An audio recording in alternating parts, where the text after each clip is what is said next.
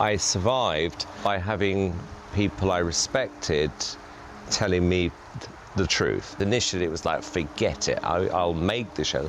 I don't want to be on the shows. The whole world is auditioning right now. Yeah. And you were so emotional.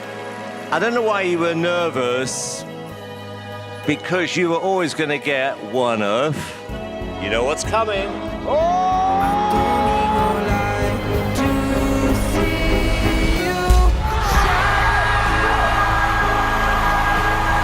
Simon Cowell is the undisputed king of talent shows. For decades, we've watched him from our living rooms, cringing at his brutal honesty, cheering for his golden buzzer moments, and just kind of marveling at the global machine he built from scratch. He's currently sitting on top of an estimated $600 million empire, but behind the curtain, away from the stage lights and roaring crowds, a totally different story has been playing out. It's a story about legacy, love, and a decision so personal and shocking, it changes everything we thought we knew about Simon Cowell. Imagine having a fortune so huge it could set up your only son and family for generations. Now, imagine deciding to just give it all away. On the surface, it seems almost cruel. But to get it, you have to understand the man, the father, and the heartbreaking lesson he's determined to teach his son. The $600 million revelation. At the heart of everything is not about the money, it's about the quality. You know, it just has to be good. So, how did this all come out? It wasn't in some big, flashy TV interview. The news just started to trickle out, first in British tabloids and then across the globe. Simon Cowell, the titan of talent shows who pulls in somewhere between $50 and $100 million a year, doesn't believe in passing his wealth down to his son. He laid it all out with his classic bluntness in an interview with The Mirror. He said he was going to leave his money to somebody. A charity, probably, kids and dogs.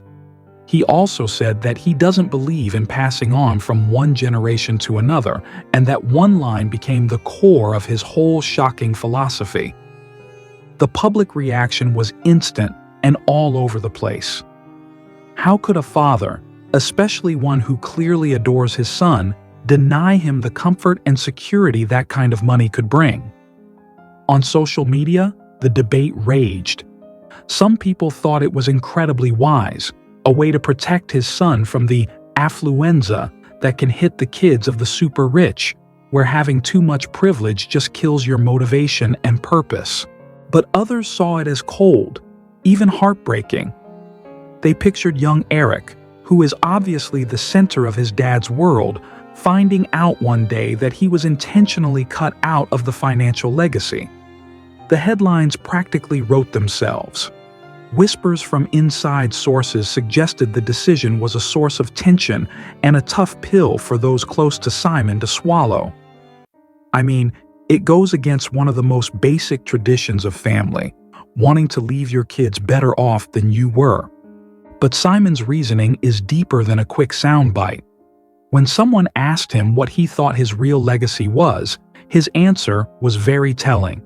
Your legacy has to be that hopefully you gave enough people an opportunity so that they could do well, and you gave them your time, taught them what you know.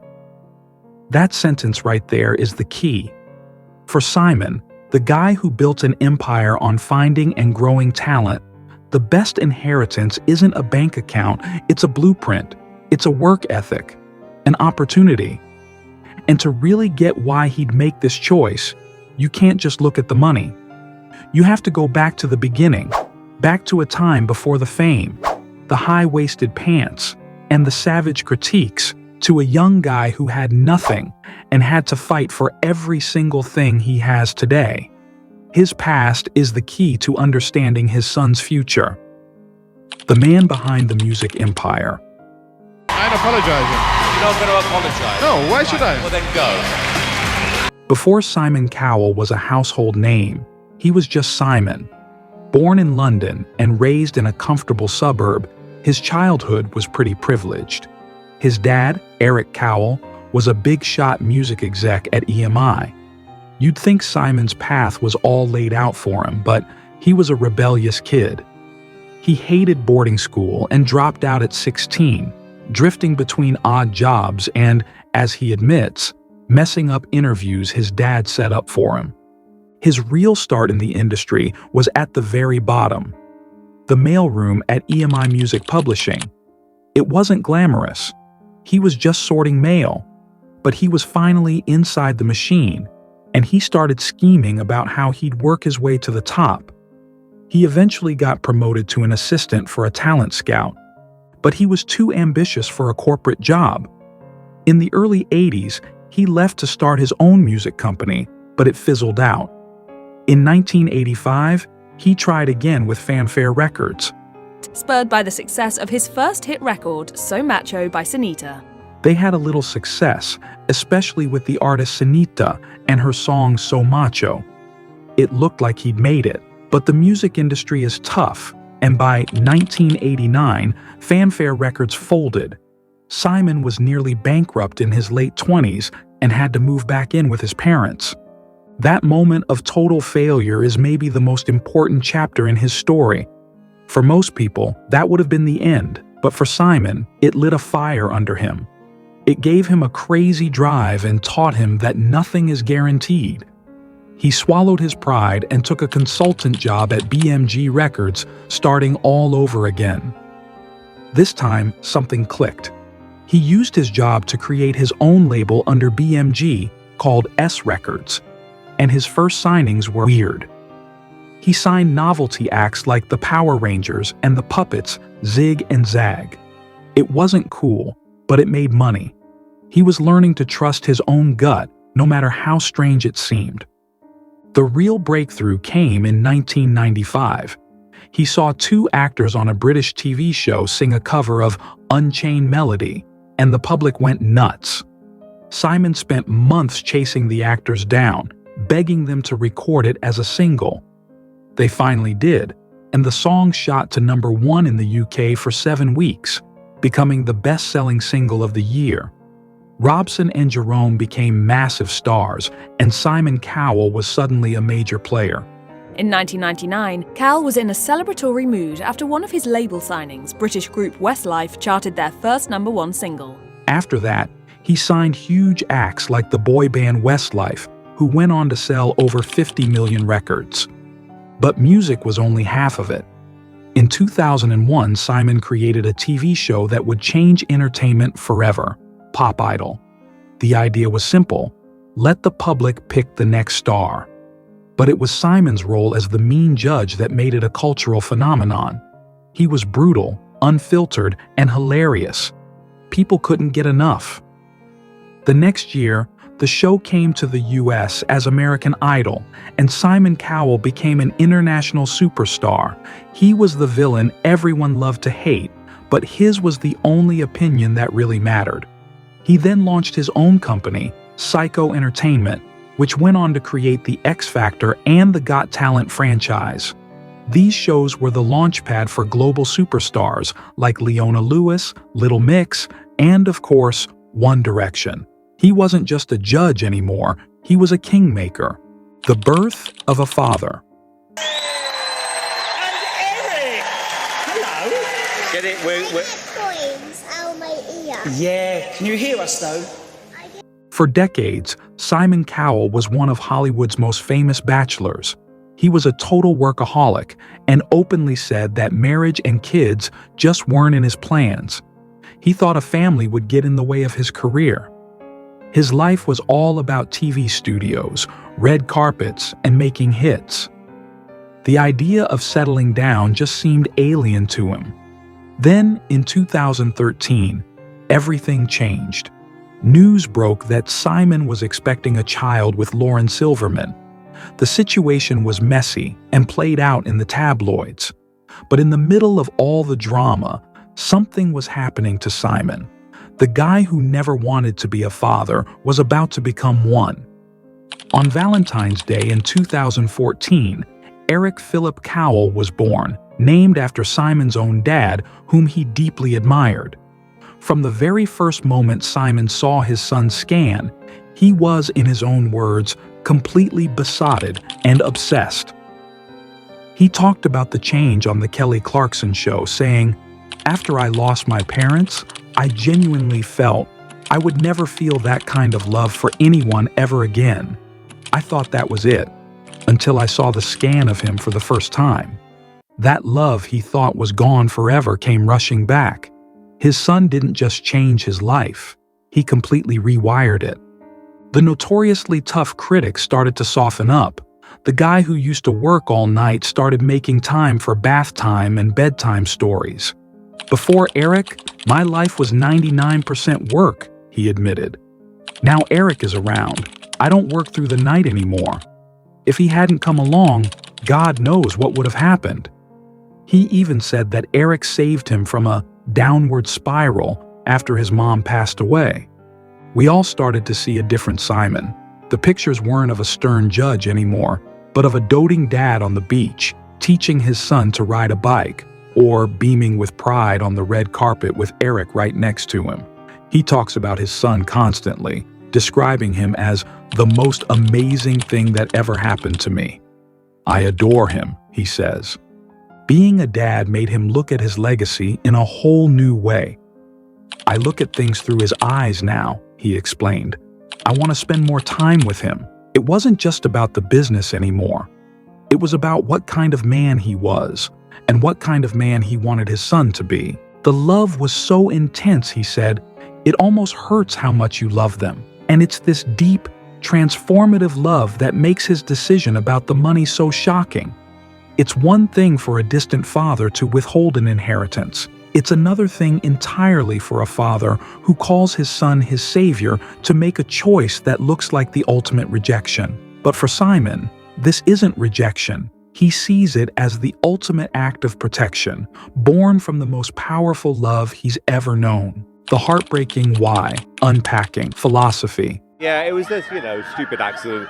It was just annoying, mainly because I couldn't ride my bike. So, here's the big, heart-wrenching question. Why? Why would a man who fought his way out of bankruptcy to build a $600 million empire, a man who was literally saved by the love for his son, choose to leave that son a life lesson instead of a fortune? The answer isn't simple, but it comes down to a powerful and personal belief he has, shaped by his own life. The main reason is a deep-seated fear of what people call affluenza.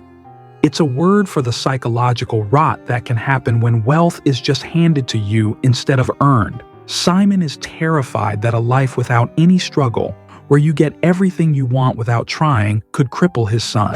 He's seen it happen, and he doesn't want Eric to become a trust fund cliché, drifting through life without the fire and drive that made him who he is.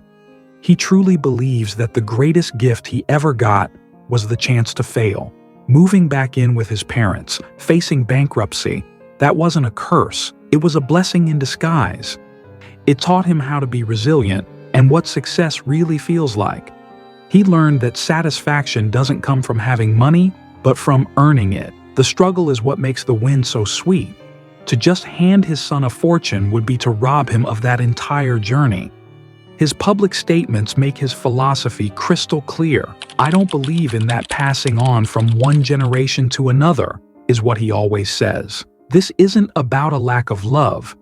It's a rejection of the old, aristocratic idea of inheritance. He sees himself as a craftsman who wants to pass down his tools and his knowledge, not a king passing down a crown. His real legacy, as he sees it, is giving his son his time and teaching him what you know. To him, that's worth way more than cash. He pictures a different path for Eric. Not a life of leisure, but a life where Eric starts at the bottom, just like he did. He's talked about his son maybe starting as an intern at his company, Psycho.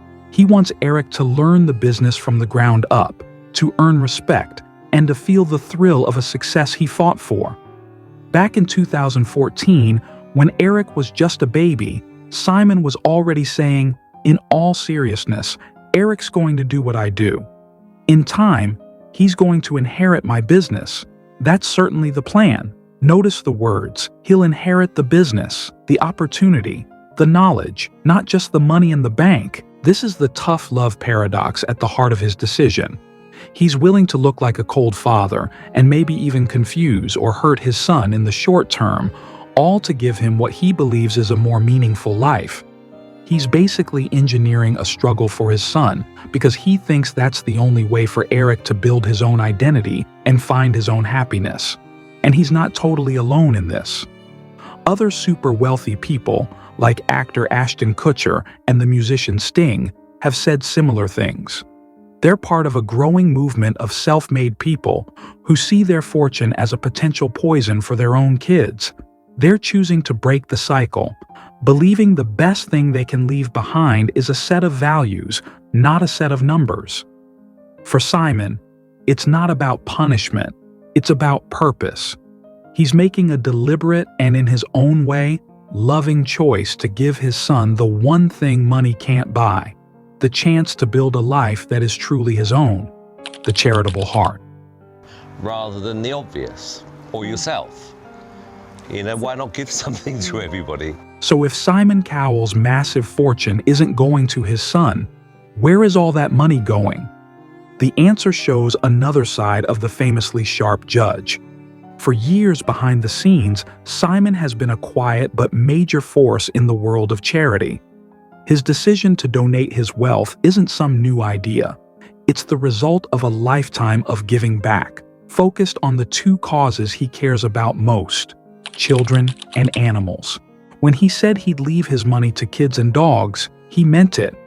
A charity that's incredibly important to him is Shooting Star Children's Hospices, which provides care for babies and kids with life-limiting conditions. He's been their vice president for nearly 2 decades, and he doesn't just write checks. He makes regular visits to spend time with the children and their families. His connection is personal. During the pandemic, the charity was facing a massive financial crisis. Simon personally stepped in and covered their £500,000 shortfall to make sure they could keep operating. He called the hospice a lifeline for hundreds of families. This wasn't just a donation, it was a rescue mission. He's also a patron for Together for Short Lives, another charity that supports children's hospices all over the UK. His commitment to kids in need is a constant theme in his life. His other great passion is animal welfare. As a huge dog lover himself, Simon is a powerful voice for animal rights. He works with organizations like the RSPCA and has been a vocal opponent of the dog meat trade, donating tens of thousands of pounds to Humane Society International to help rescue dogs from meat farms in South Korea. There's even a video of him getting emotional while meeting one of the dogs his donation helped save. His list of charities is long and includes PETA, Help for Heroes, and Save the Children. This is the other side of Simon Cowell. While one hand was building a global entertainment empire, the other was quietly helping the most vulnerable. This all gives you the full picture of his inheritance plan. It isn't just about teaching his son a lesson. It's also about his belief that having so much money comes with a responsibility to the rest of the world. He sees his fortune as a tool that can do a massive amount of good for thousands of kids and animals, and in his mind, that outweighs giving it to one person who's already going to be just fine. It doesn't make the family side of it any less complicated, but it reframes the whole thing. This isn't just about disinheritance, it's a massive act of redistribution.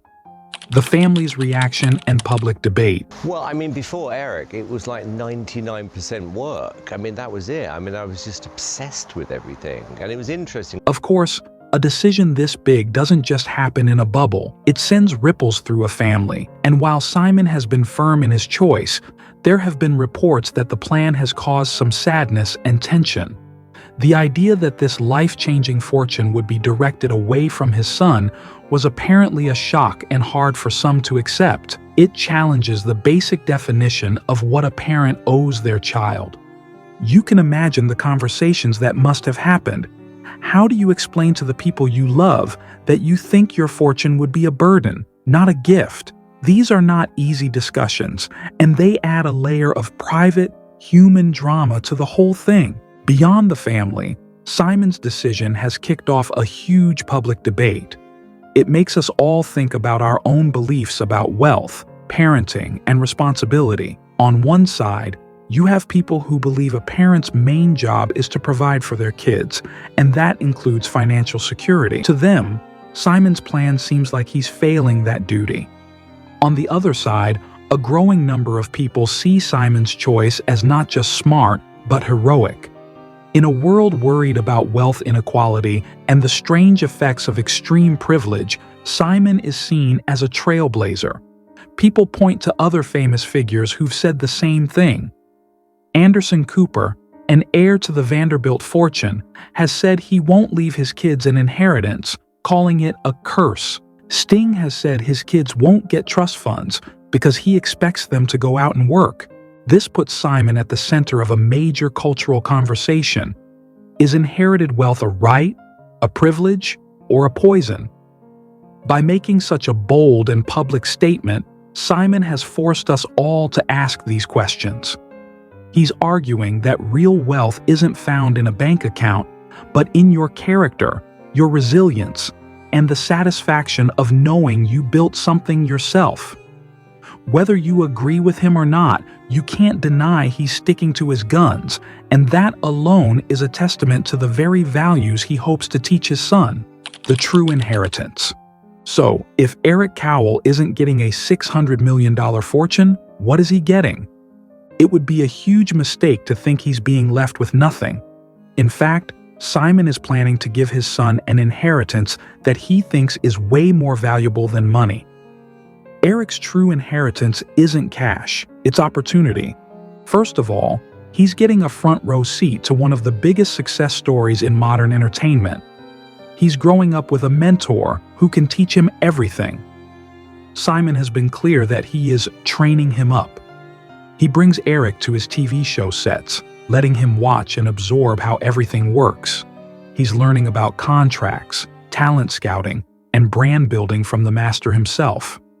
You can't get that kind of education at any university. Simon's plan is for Eric to eventually take over the family business, Psycho, but only if he earns it. The idea is that Eric will start at the bottom, maybe even in the mailroom like his dad. He'd have to prove himself and earn the respect of his colleagues. If he does, he'll one day run a global empire. Not because it was handed to him, but because he proved he deserved it. He gets the chance to build on his father's legacy, not just live off it. Beyond the business, Eric will inherit a life of incredible experiences. He'll have access to a world of art, culture, and influential people that will open doors for him no matter what he chooses to do. And maybe most importantly, Eric gets a father who is deeply and actively involved in his life. It's actually way easier to just set up a trust fund and let the lawyers handle it. It's much harder to do the day-to-day work of building a kid's character. Simon is choosing the harder path because he believes it's the better one. He's giving his son his time, his attention, and his wisdom, and those are the most valuable things he has. So, what do you think about Simon's decision?